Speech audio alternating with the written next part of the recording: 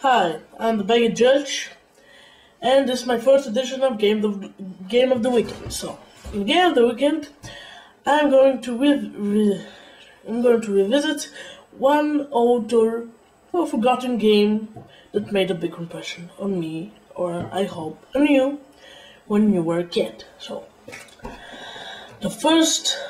in the first edition of Game of the Weekend, I'm going to show you probably the best Star Wars game out there. Star Wars Jedi Knight to Jedi Outcast. So, the game is thought by critics and fans to be the best Star Wars game of all time. And there is why, actually.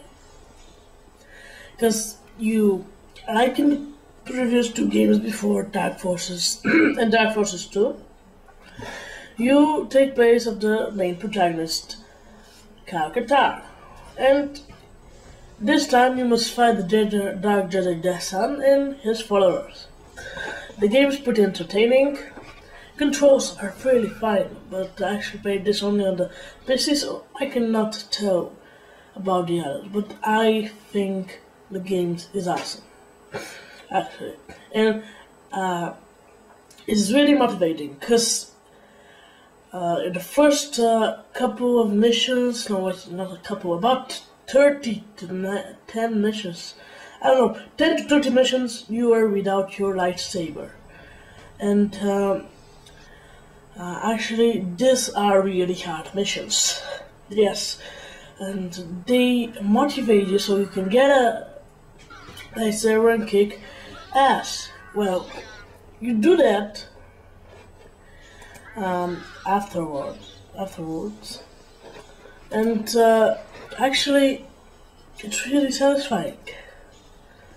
So, actually, this is a game in the early age of multiplayer gaming, which has not only multiplayer but single player, and that's why the thing is focused not on the multiplayer like now first-person shooters, or actually not only first-person shooters. A lot of games are focused solely on multiplayer, but this is from the early ages, so it's focused mainly on the single player, and the multiplayer is used just so you can play multiplayer only for making the game funner than it is, and that's what multiplayer must be. So I'm telling you, the game is pretty awesome.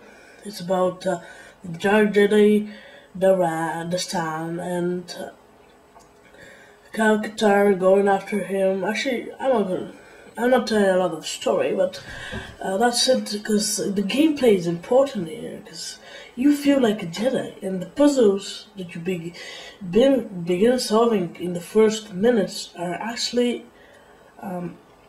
they are hard.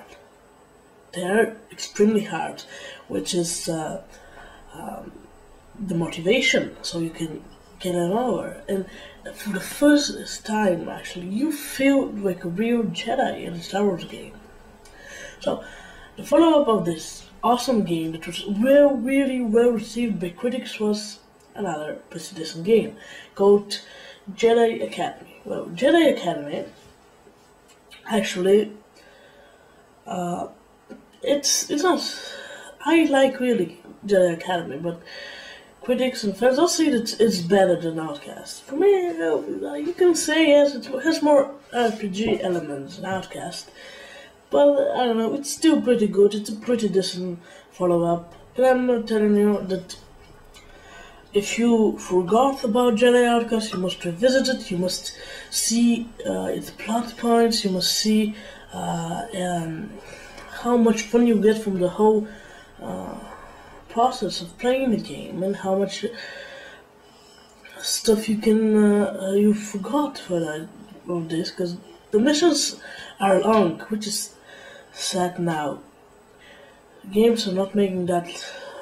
Game designers are not making games that long again, but actually this game is oftenly thought that it is way more